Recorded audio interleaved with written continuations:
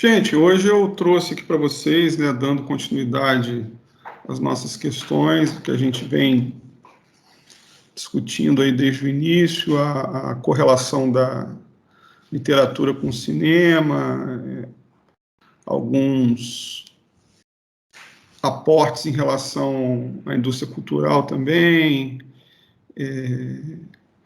O foco maior nosso aqui é a questão da imagem, a preponderância da imagem nos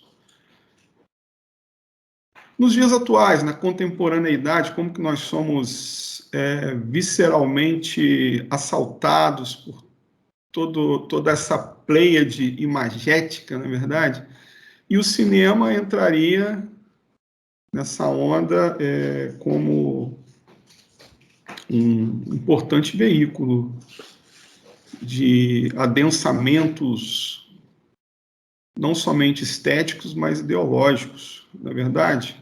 A gente tem conversado com vocês aí sobre isso, a gente até pouco antes do nosso encerramento aí da primeira parte, a gente falou muito do cinema do Jean-Luc Godard, falamos da forma como ele se utilizava da literatura em sua estética, em seu modo de criação, em seu cinema, e como isso deixou uma herança. Só que é aquilo, né, gente? Nós temos que guardar as devidas... nós temos que pensar nas dinâmicas que envolvem essa questão aí do aproveitamento da literatura dentro do cinema, porque a gente tem que pensar que existe uma troca muito grande entre essas duas linguagens, né? Eu já comecei aqui, já estou vendo que o João chegou, Irine, então já comecei a falar aqui. Aí o pessoal vai chegando, a gente vai comentando mais. Então, gente, existe essa troca, existe essa sinergia, essa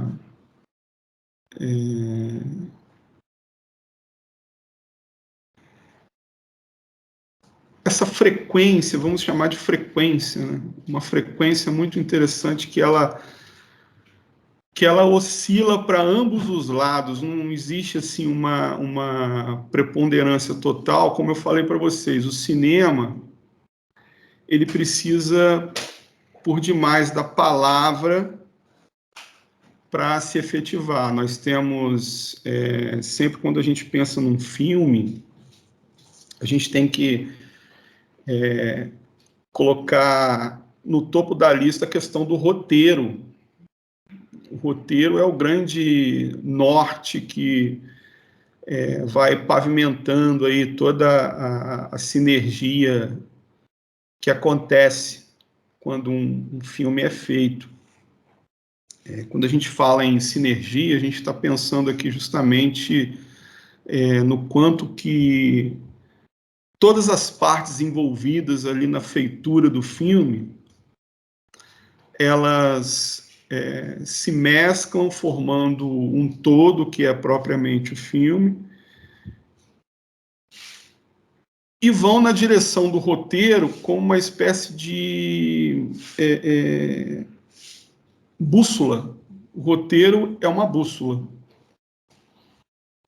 Olha que interessante. E é um documento escrito, é um documento que passou por um processo, né, de elaboração de ideias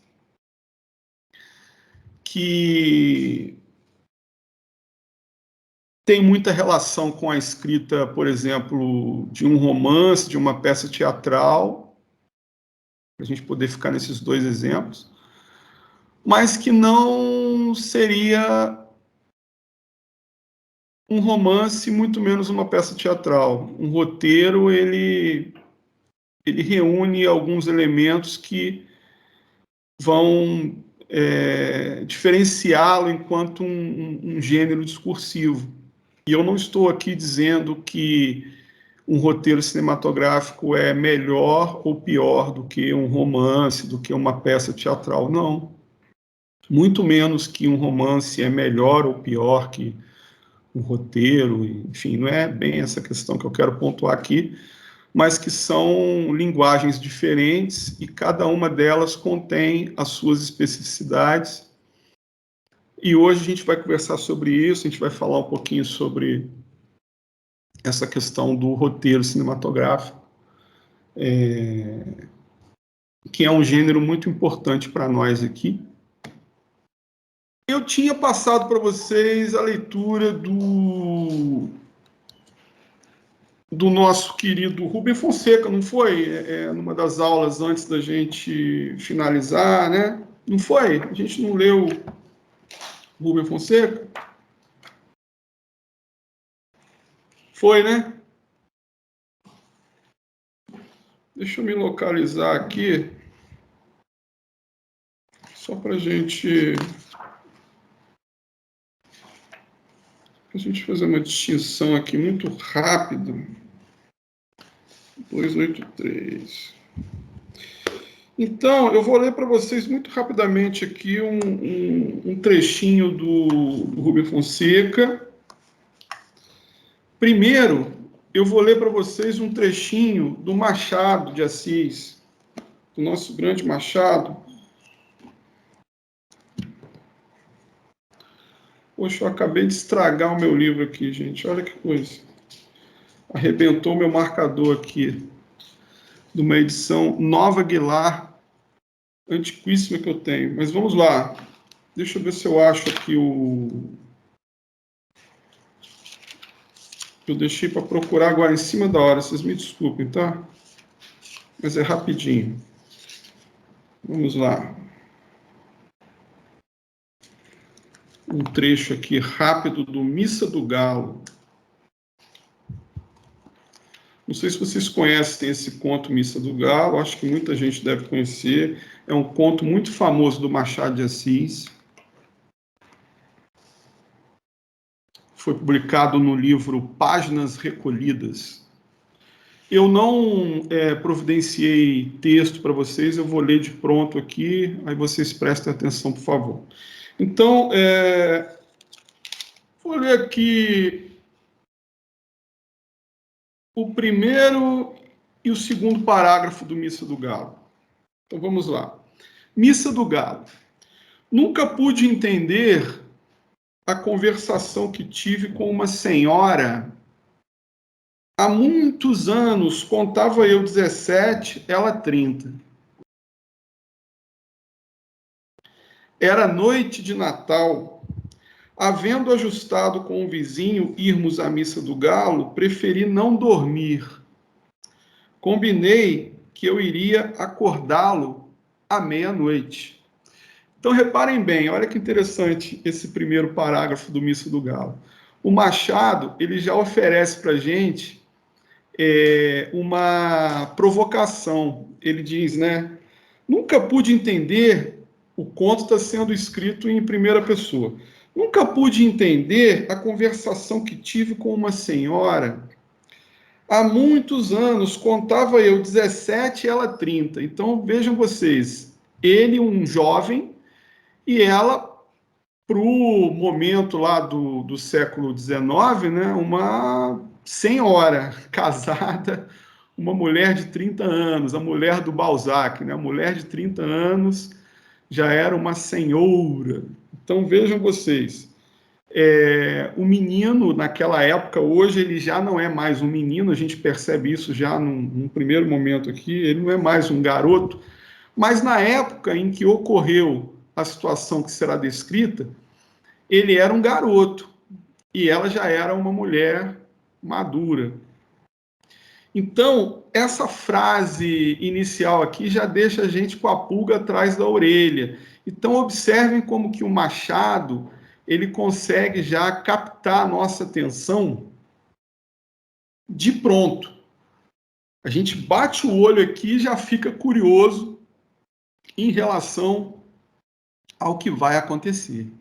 Muito bem, o nosso grande Machado, o nosso bruxo do Cosme Velho.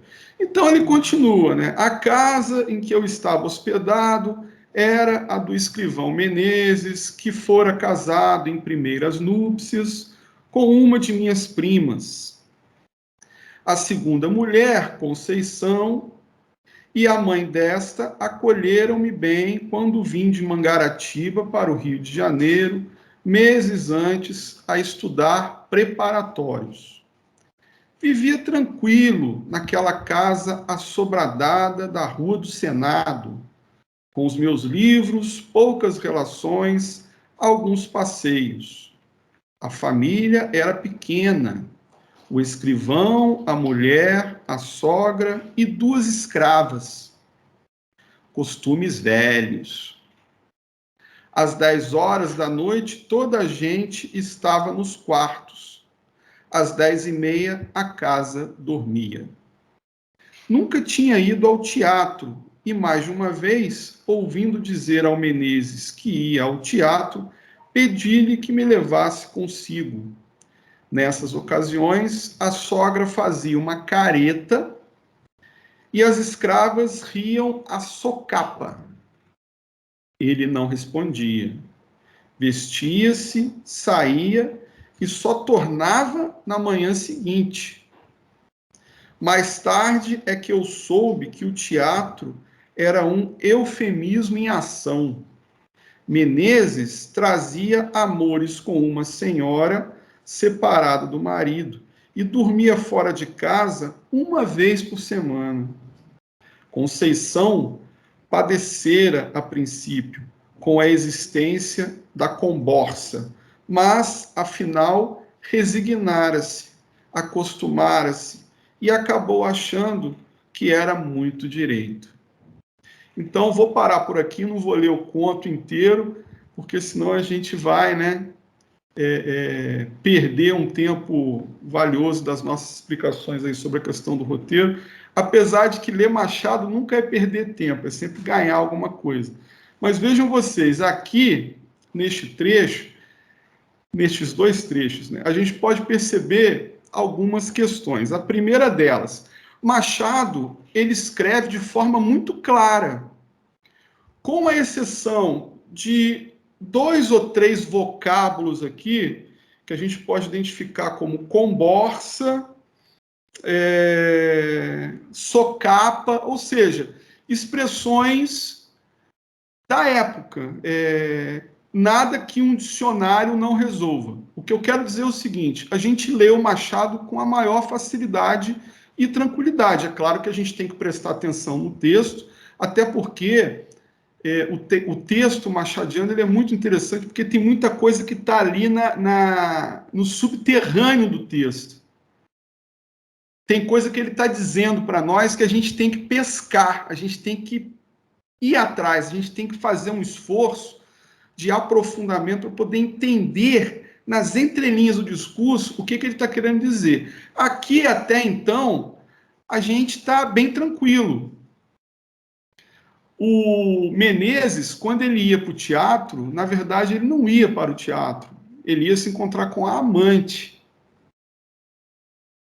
E a Conceição, esposa dele, no início se revoltou, mas depois ela se resignou e achou até que era direito dele, mas aí a gente fica pensando, será que ela achou que era direito dele porque, poxa, ela não estava dando a mínima para ele? Talvez. Se ela gostasse demais do marido, ela pudesse até se incomodar com isso, a ponto de se revoltar e tudo mais. Mas, enfim, outras questões outros elementos dentro do texto e fora do texto estão se mesclando aqui. A gente pode pensar também que, na época em que a história se passa, as mulheres não tinham praticamente direito algum enfim, aquela velha questão do patriarcalismo, que a gente sabe muito bem que O Brasil mergulhou nisso durante muitos e muitos e muitos anos, e até hoje a gente colhe, a gente tem contato com uma espécie de resultado disso nas nossas relações. Até hoje, em pleno século XXI, a gente percebe que muito desse machismo que impregnou, né, o machismo na pior espécie possível de manifestação, né, impregnou a história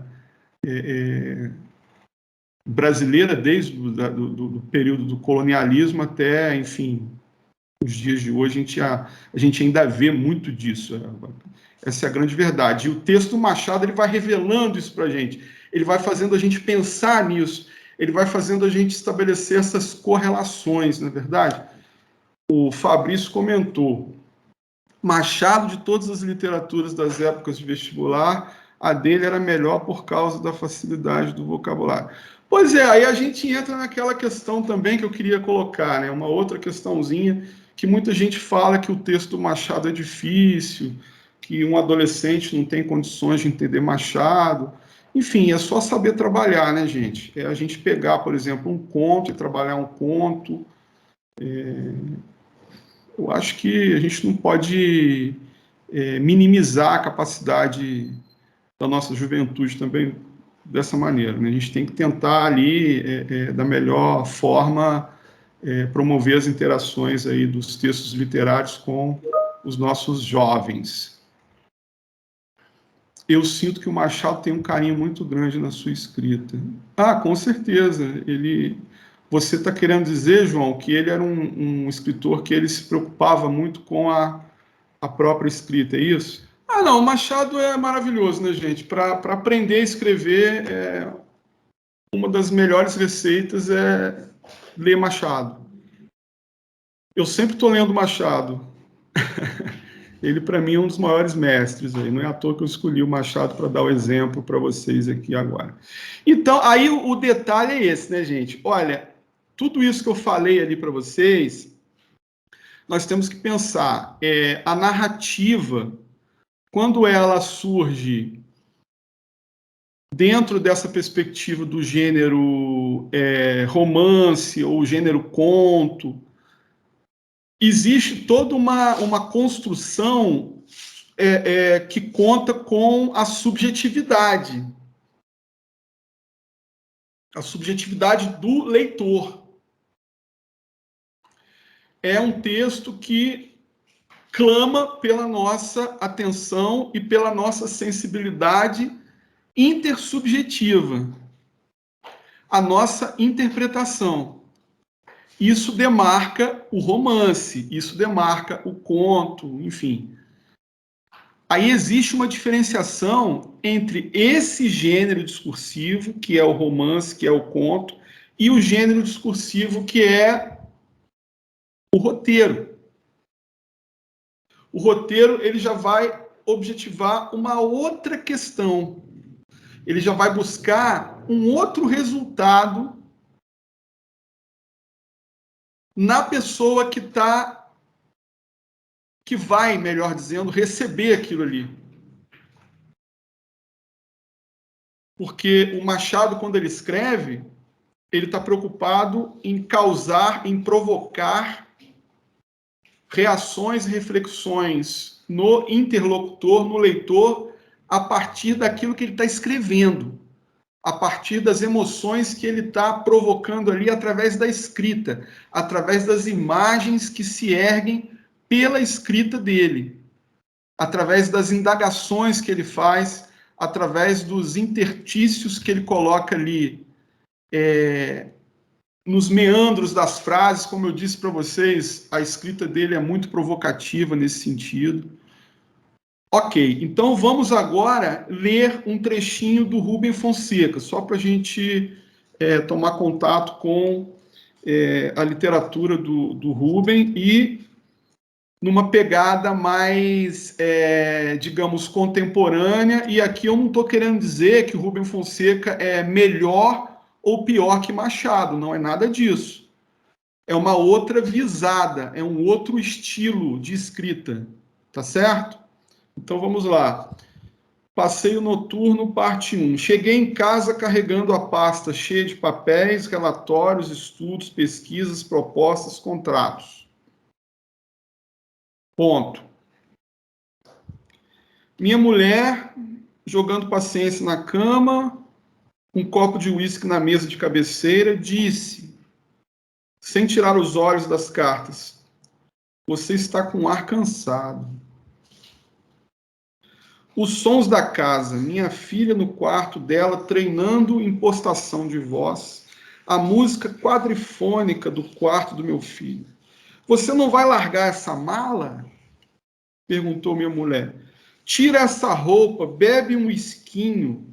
Você precisa aprender a relaxar. Então vejam vocês aqui o que está acontecendo, né?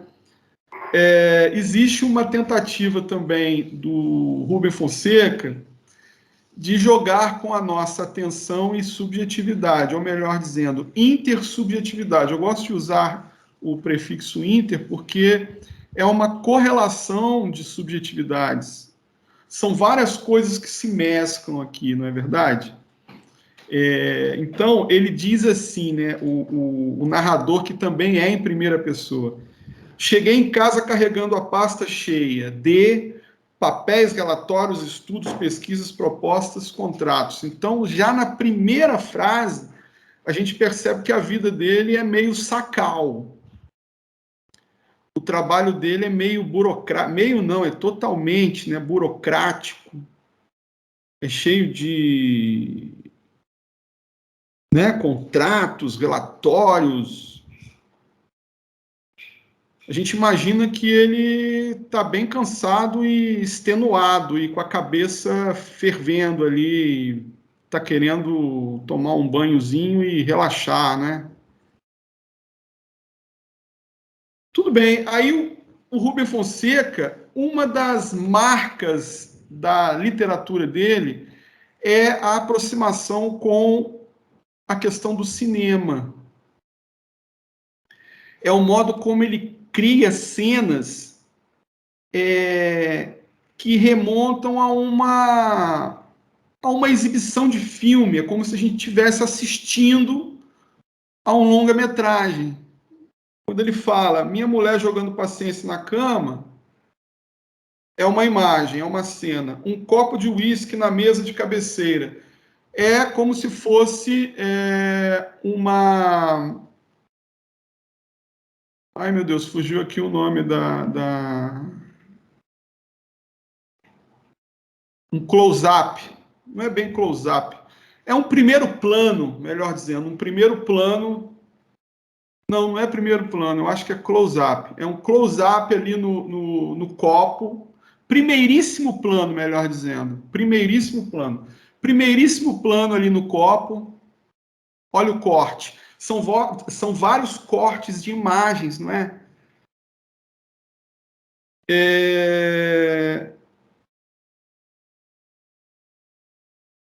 Jogando paciência na cama, um copo de uísque na mesa de cabeceira, primeiríssimo plano, disse, sem tirar os olhos das cartas.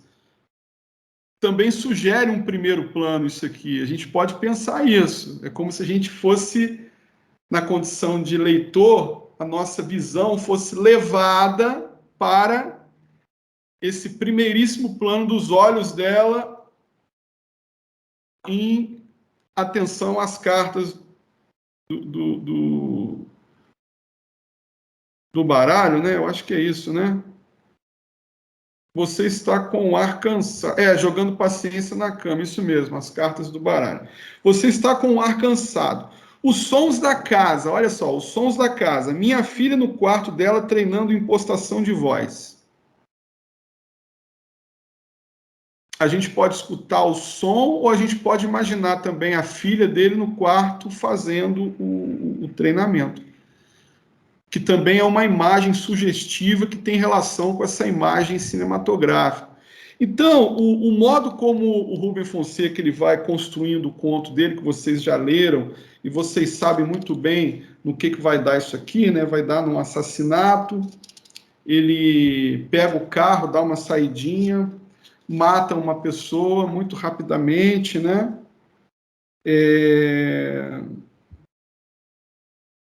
Ele mata uma pessoa e volta para casa, de bem com a vida, vai dormir, boa noite para todos. Amanhã vou ter um dia terrível na companhia. Então, assim, o Rubem Fonseca, ele tem essa característica de aproximação. É claro que ele não é, o texto dele não se pauta tão somente nisso, mas é uma característica do texto do Fonseca, é essa questão de ter uma construção que se aproxima muito de uma linguagem cinematográfica. Que linguagem cinematográfica é essa? Aí eu pergunto para vocês. É a linguagem do roteiro. É a linguagem do roteiro.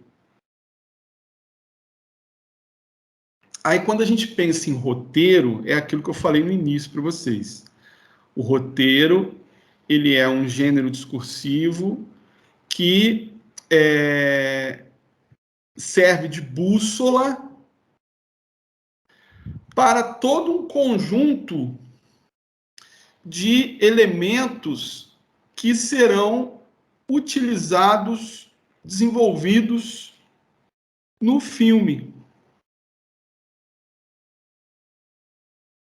No filme a gente não tem, por exemplo, a gente não tem, além da interpretação dos atores, claro, evidentemente, né? A gente logo pensa nisso. Mas veja que interessante, a gente tem também um sujeito lá que faz a direção de fotografia. É o sujeito que escolhe as locações e prepara, né, toda aquela situação de imagens ali externas para serem filmadas, para serem registradas e colocadas no filme. Então a gente tem o diretor de fotografia, a gente tem o pessoal que é responsável pela música. Tudo bem que essa música, o roteirista, ele não escolhe as músicas dos filmes, ele não escolhe. Ele pode até sugerir uma ou outra, mas quem escolhe essas músicas é o pessoal lá que cuida da parte da direção musical e tudo mais. Só que esse pessoal também se baseia no roteiro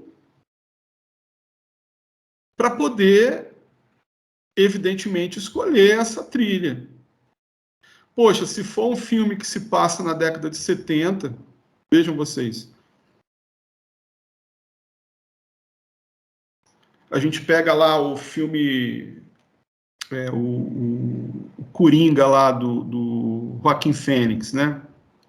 É um filme que tem toda uma estética dos anos 70. Então, por acaso, se tiver alguma música ali, essa música ela pode passar pelo crivo de uma escolha das músicas dessa época para transformar o filme em algo mais fidedigno possível àquela sensação que o roteiro quer criar no espectador. Tem a questão, sei lá, tem a questão do som, tem a questão da iluminação, são vários os elementos, né, gente? É isso que eu estou querendo dizer para vocês. Então, existe um norte ali que vai, de certa maneira, centralizar tudo isso e deixar as coisas meio que orbitando ali em volta. É a questão do roteiro. Eu não sei se vocês já viram em filmes, quando, sei lá, chega esses filmes que falam sobre a questão da vida dos atores, né, das produções, dos filmes e tudo mais, em que os atores, eles dizem, os atores que estão trabalhando no filme, né, os personagens, eles dizem assim, eu li o roteiro, me mandaram o roteiro e eu não gostei, ou eu já li tantos roteiros e não consegui me definir por nenhum e não sei o quê. Então, tudo sempre começa por essa perspectiva do roteiro. Então, olha a importância desse gênero discursivo aí dentro de uma manifestação artística cujo resultado tem que ser amplamente imagético. Aí entra a distinção em relação à literatura, por exemplo, do Machado e à literatura do Rumi Fonseca. Não que o que está sendo colocado ali pelos escritores deixe de ser imagético, não é isso. São construções visando a criação de imagens. Mas essas imagens, elas são frutos de uma intersubjetividade de quem está recebendo, do leitor. No caso do roteiro, aquilo que está sendo posto ali vai na direção da construção fidedigna de imagens de fato. Dali sairão imagens de verdade. Não serão imagens criadas e recriadas pelos espectadores, não. São imagens que serão vistas e revistas pelos espectadores. Então, existe essa distinção. Não estou dizendo também que é melhor nem pior. É só algo diferente que está acontecendo também ali em termos de manifestação artística e, enfim.